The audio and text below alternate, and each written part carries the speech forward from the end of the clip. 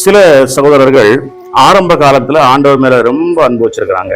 ஞாயிறு ஆராதனையை மிஸ் பண்ணவே மாட்டாங்க. நல்ல பைபிள் படிப்பாங்க. ஆண்டவரை பற்றி மற்றவங்களுக்கு சொல்லுவாங்க. இப்படி ஆண்டவர் மேல அளவு கடந்த அன்பு வைத்திருந்து ஆண்டவருக்கு என்று ஊழியம் செய்தும் வாழ்க்கையில ஏற்படுற சில நஷ்டங்கள் மூலமாக, அதாவது ஒரு தொழில்ல ஒரு நஷ்டம், வியாபாரத்துல ஒரு நஷ்டம், ஒரு கடன் பிரச்சனை, அல்லது ஒரு வியாதி வந்துச்சு, அல்லது பிள்ளைகளுடைய வாழ்க்கையில ஒரு சமாதானம் இல்லை, ஆசீர்வாதம் இல்லை, இப்படிப்பட்ட சூழ்நிலைகள் வரும் பொழுது ஆண்டவர் மேல கோபப்பட்டு ஆண்டவரையே வெறுத்து விடுகிறார்கள்.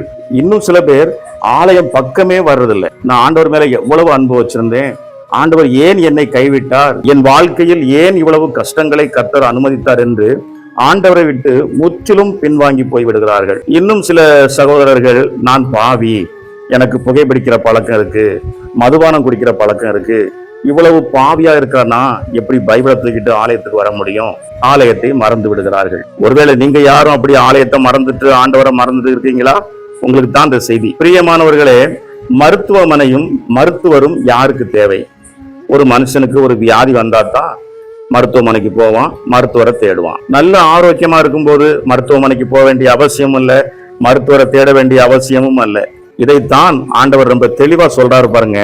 பிணியாளிகளுக்கு வைத்தியன் வேண்டியதை அல்லாமல் சுகம் உள்ளவர்களுக்கு வேண்டியதில்லை, நீதிமான்களை அல்ல பாவிகளையே மனம் திரும்புகிறதற்கு அழைக்க வந்தேன் என்றார். அதாவதுங்க, நீங்க வாழ்க்கையில கஷ்டப்பட்டீங்களா, கடன் பட்டீங்களா, வியாதிப்பட்டிருக்கீங்களா, அல்லது வாழ்க்கையில தாங்கவே முடியாத ஏதோ ஒரு கஷ்டத்தை அனுபவிச்சுட்டு இருக்கீங்களா, அல்லது நான் பாவியா இருக்கிறேன், என்கிட்ட பாவ பழக்க வழக்கங்கள் இருக்கு அப்படின்னு நீங்க உணர்ந்தீங்கன்னா உங்களுக்கு தான் ஆண்டவரும் ஆலயமும் தேவை. நீதிமான்களை அல்ல பாவிகளை ரட்சிக்கவே இயேசு கிறிஸ்து வந்திருக்கிறார்.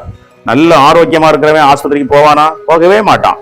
அவனுக்கு ஆஸ்பத்திரியும் தேவையில்லை, டாக்டரும் தேவையில்லை, மருந்தும் தேவையில்லை. உங்க வாழ்க்கையில கஷ்டங்கள் இருக்கா, நஷ்டங்கள் இருக்கா, நான் பாவி என்று உணர்றீங்களா?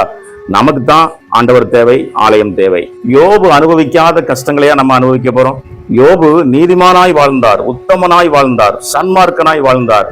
அவருடைய வாழ்க்கையிலும் ஆண்டவர் சில கஷ்டங்களை, சிலர்ல நிறைய கஷ்டங்களை அனுமதித்தார். அப்படிப்பட்ட சூழ்நிலைகளும் யோபு சொல்றார், அவர் என்னை கொன்று போட்டாலும் நான் அவர் மீது நம்பிக்கையாக இருப்பேன் என்று. பாருங்க, துன்ப நேரத்திலும் சோதனை நேரத்திலும் எல்லாவற்றையும் இழந்த நேரத்திலும் அவர் ஆண்டவர் மீது அளவு கடந்த அன்பு வைத்திருந்தார். யோபுவை தேவன் கைவிட்டாரா? இல்லை. இழந்த எல்லாவற்றையும் 2 மடங்கு கொடுத்து ஆசீர்வதித்தார். உங்க வாழ்க்கையில நீங்க எவ்வளவு நஷ்டப்பட்டிருந்தாலும் பரவாயில்ல, எவ்வளவு கஷ்டப்பட்டிருந்தாலும் பரவாயில்ல, எல்லாவற்றையுமே ஆசீர்வாதமாக மாற்ற ஆண்டவரால முடியும். நீங்க ஒரு தீர்மானம் எடுங்க. ஆண்டவரே, என்னுடைய வாழ்க்கையில நீர் அனுமதித்த கஷ்டங்கள் மூலமா, நஷ்டங்கள் மூலமா நான் உங்களை விட்டே நான் பின்வாங்கி வந்துட்டேன், இனி நான் உங்களை தேடுவேன், ஆலயத்துக்கு வருவேன், உண்மையே நம்புறேன் அப்படின்னு சொல்லி நீங்க தீர்மானம் எடுத்தீங்கன்னு வைங்களேன், உங்க வாழ்க்கையில உள்ள எல்லா நஷ்டங்களையும் ஆண்டவர் ஆசீர்வாதமாக மாற்றுவார். ஆண்டவர் உங்களை தூக்கி எடுத்து சமுதாயத்துல ஒரு உயர்ந்த நிலையில நிறுத்த முடியும் என்பதை நீங்கள் விசுவாசிக்கணும். நான் பாவி அப்படின்னு நீங்க உணர்றீங்க பாத்தீங்களா? நீங்க தான் ஆண்டவருக்கு ரொம்ப பிரியமானவங்க. உங்களைத்தான் ஆண்டவர் மிகவும் நேசிக்கிறார்.